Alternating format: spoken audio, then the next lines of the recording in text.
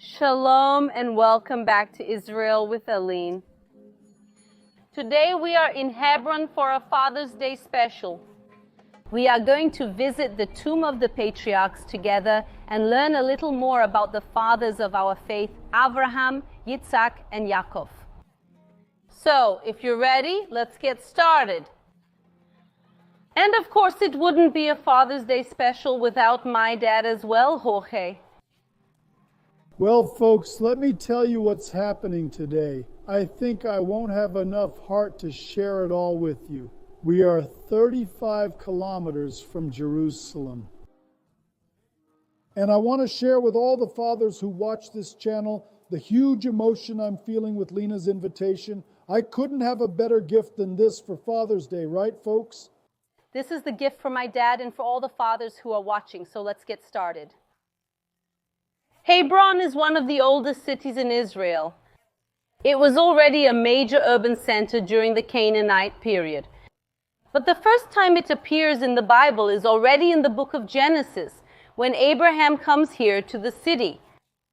But more specifically, I want to talk about Genesis chapter 23. Sarah is going to pass away here in Hebron, which is also called Kiryat Arba. And now Abraham needs a place to bury her. And he starts looking for a place here. And he finds a cave called the Cave of Machpelah. And the land where the Cave of Machpelah was is the one right behind me.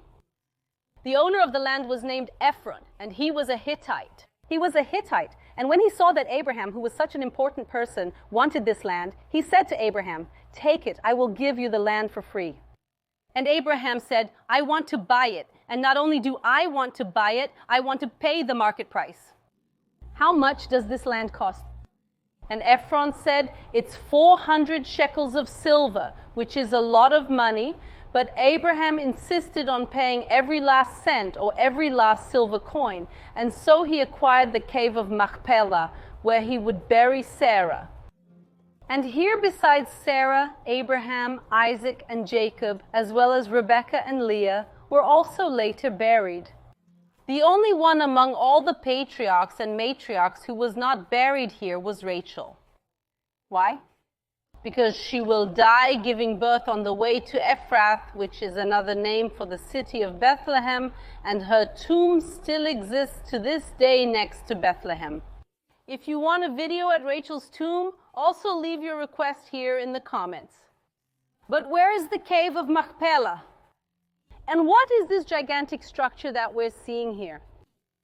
A little over 2,000 years ago, King Herod built over the Cave of Machpelah. This structure that we're seeing, and it's going to have 2 floors.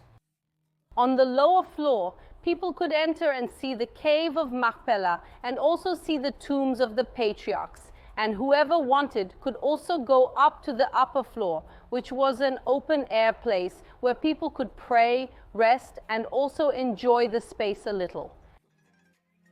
And looking at these stones, they remind us of another very well-known place in Jerusalem. These stones are the same as the stones of the Wailing Wall. We can see how well crafted they are. They're huge in size, and they also have this characteristic frame around them. So let's compare now how these stones look like the stones of the Wailing Wall. That makes a lot of sense, considering that both the Wailing Wall, which was part of the Temple of Jerusalem, and the tomb of the Patriarchs were built by King Herodes. And now let's go upstairs, that same floor built by King Herodes, and learn a little more about our patriarchs.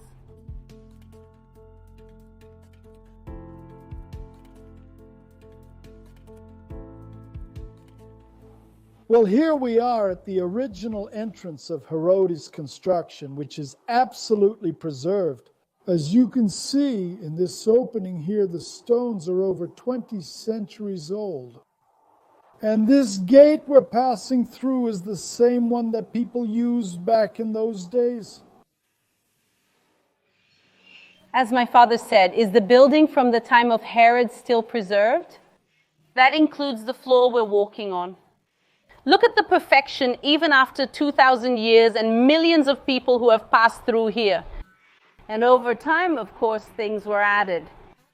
So these columns, the walls we're seeing, they're from later periods. But today is a Father's Day special. So the first of our patriarchs, the father of our faith, it's Abraham. And as you can see written here in Hebrew, Sivan Abram Abinv, or the marking of the place of Abraham, our patriarch. In Hebrew, things are much more concise. What happens? The cave is below, but we are now on the upper floor. When Herod built this platform up here, he marked 6 locations. And the marked location, which in this case is this one here, means that below it is the tomb of Abraham. And by the way, the name Abraham, or as we pronounce it in Hebrew, Avram, means father of many nations. The word Av in Hebrew means father, and even today the word Abba is used, which actually means father in Aramaic. The patriarch Avram is also important in Islam, in Muslim culture. And you can see that, for example, here we have some inscriptions in Arabic from Islam that were placed in the 13th century when the Mamluks were in this region.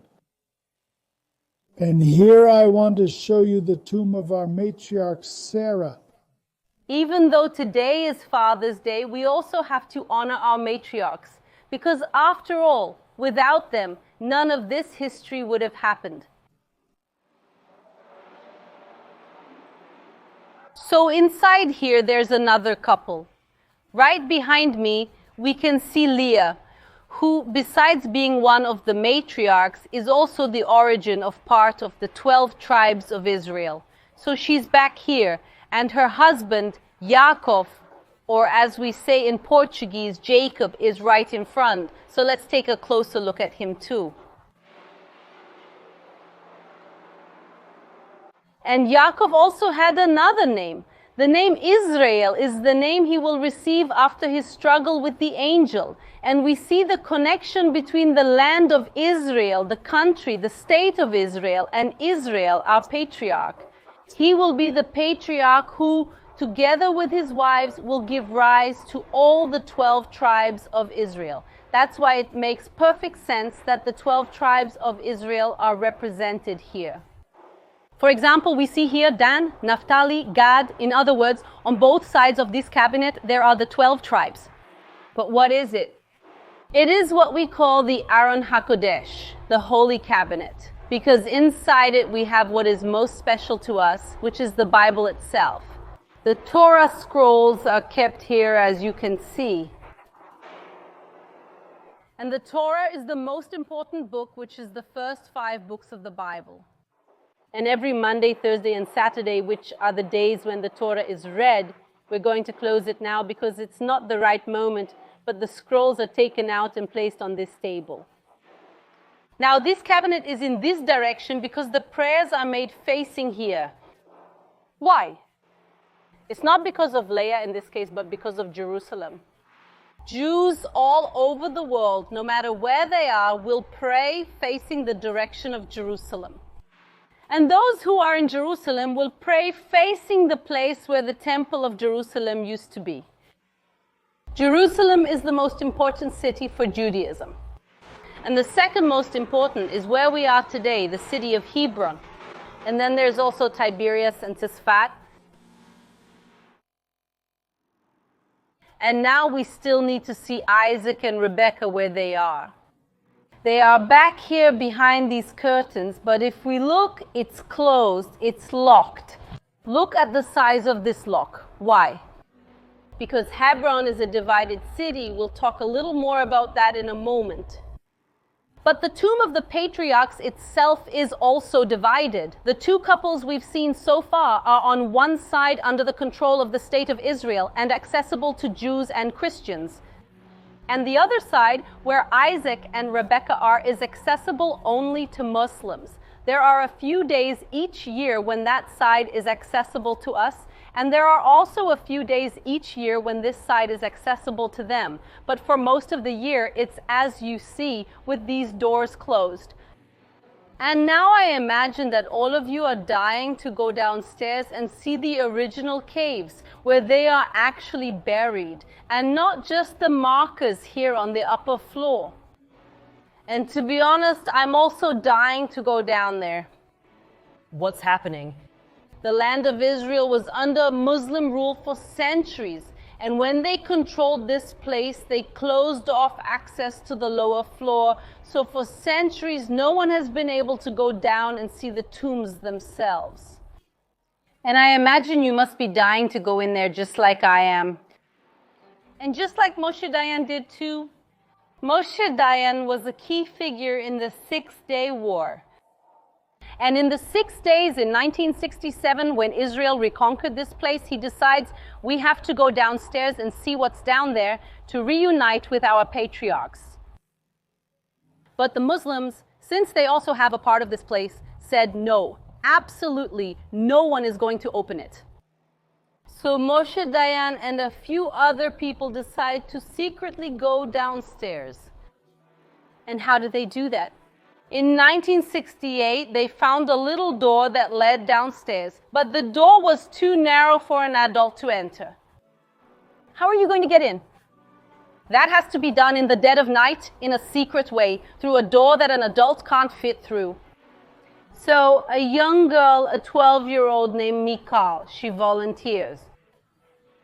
So they open the little door, she goes down to the lower floor, and she finds a huge corridor, 17 meters long, in total darkness, everyone, and she walks all the way to the end, she goes down some steps, and then she comes across a huge stone.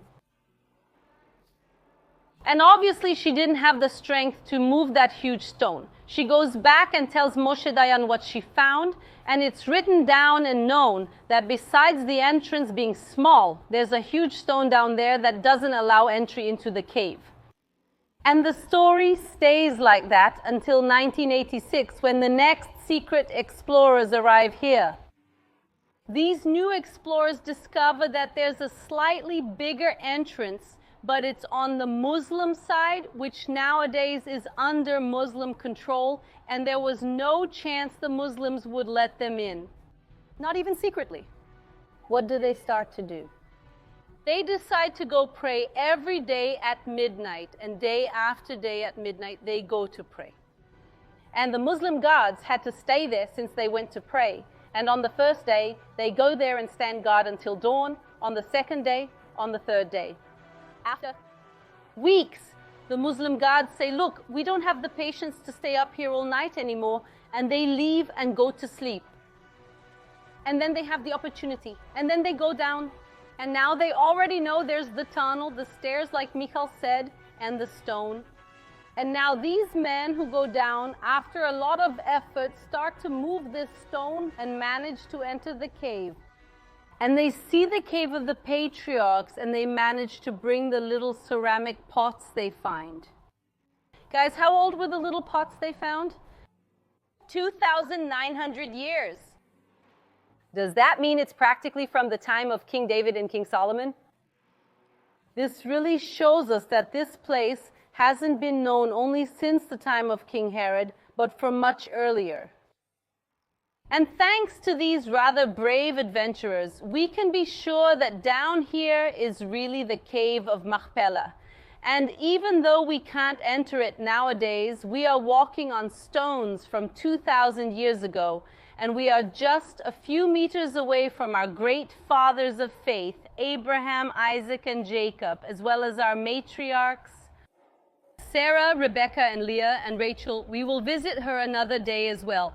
But I want to continue and show you a little more of Hebron, because there are many wonderful biblical stories here. So let's continue our tour. Guys, we are going to a very interesting archaeological excavation site. But before Aline explains it to us, I want to make a Father's Day request to you. I want everyone who's watching to subscribe to the channel Israel with Aline. Thank you, Dad. So where are we in the archaeological excavations of Tel Hebron, the oldest part of the city that has been excavated? How old? This room that we are in now is part of a house that is 4,500 years old, from the Canaanite period, before Abraham and the Patriarchs came to the city.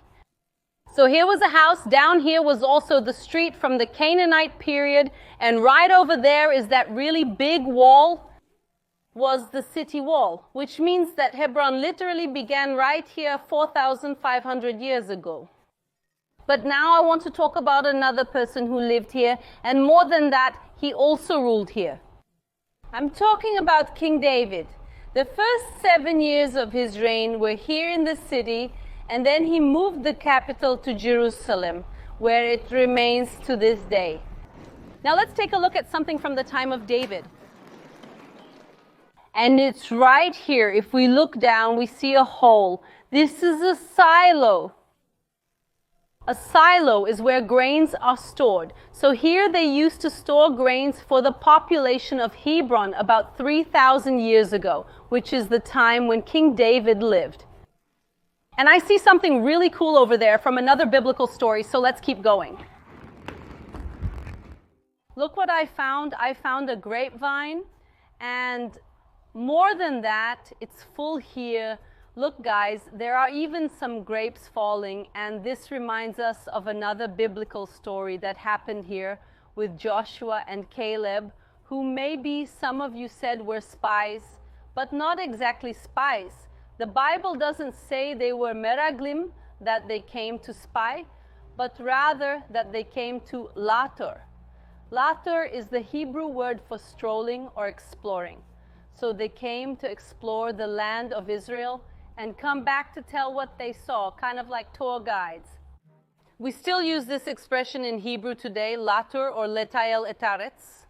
So we have a special connection here with this place and with this story, since I am a tour guide here in Israel, and we consider them maybe the first tour guides here in Israel. That's also why this is the symbol of the Ministry of Tourism of Israel to this day.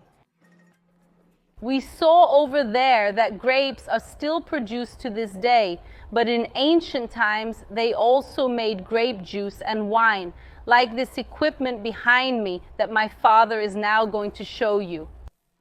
Look, they would put the grapes here and stomp them with bare feet to make the wine that has been so traditional all this time. And here we finish our tour and our Father's Day special. So happy Father's Day. Thank you very much, my daughter. To everyone who is watching us,